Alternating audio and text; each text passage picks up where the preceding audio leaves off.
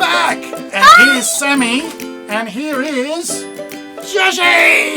Now, we are dressed as builders, aren't we, today, Sammy? Because we're going to talk about building. We've got our special drill here. Do you know how this one works? Yeah. How does that work? Okay. So, Show me. So you press this, and you've got it faster. Just press. Yeah.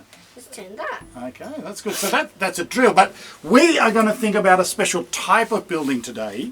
And I think we're quite well equipped for this because we used to live in a city, didn't we? What was that city called? Dubai. Dubai. And what do you see a lot of in Dubai? Cars.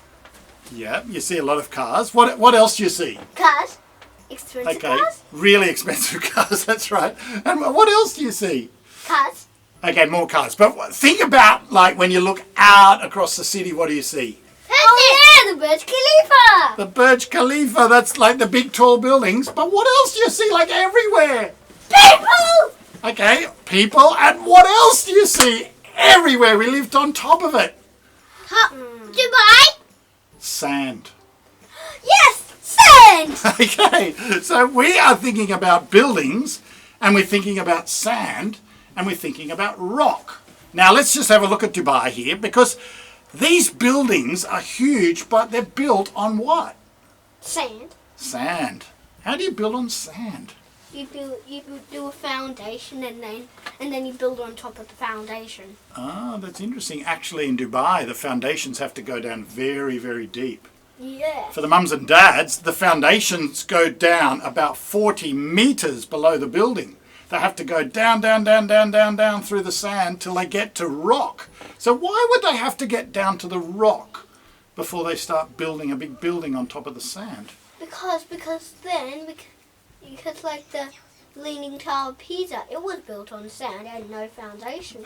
Yeah, and so it leaned a little bit. it leaned a little bit. If it was on sand, how would it lean? It would go, whee! You can show me something in a minute, Joshi. Oh, you're going to go to a little park. Okay, that sounds like fun. Now let me demonstrate, all right? If you don't have a foundation, I want you to stand on 1 foot, okay? Whoa. 1 foot like that. Look how easy it is to knock you over. Whoa! Now stand on 2 feet sideways, sideways like that. Put 2 feet apart, all right? And then if I try and push you over, it's much harder to push you over. And that's a little bit like foundations. You've got to go deep, deep, deep down into the rock to be able to build a building so it doesn't fall over. Yes. Now, why are we talking about building when we're at church? Because we're going to build a building. Well, actually, no, it's not that. Because we are going to think about something that Jesus said. He talked about building. Click. How did you do that? He talked about building. He said that you can be a wise builder or a foolish builder. Stop changing my background. You know what? A wise builder is a builder that builds on rock. A foolish builder is a builder that builds on sand.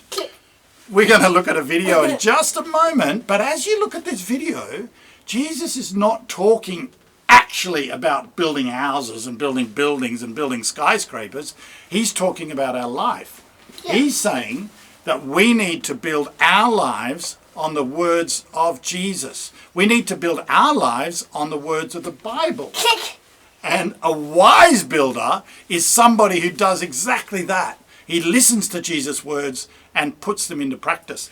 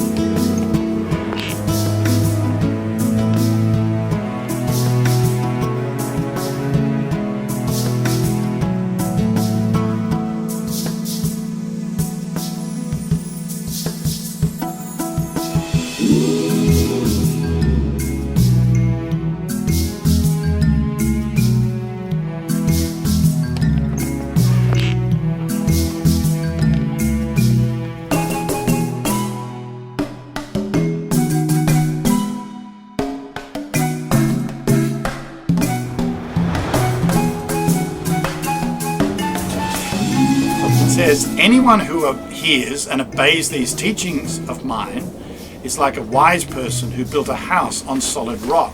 Rain poured down, rivers flooded, and winds beat against that rock, but it did not fall because it was built on solid rock.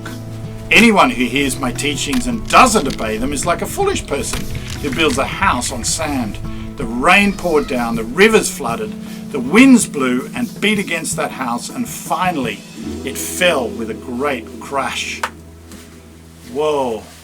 Did you like the video? Yeah. That's good. Now, Jesus wasn't actually talking about building real houses. He's talking about building our lives on the words that Jesus has taught us. It means putting into practice the things that Jesus says. And actually, this tool might help us understand a little bit more. Can you hold that up so everyone can see it like that? What is that called? A shovel.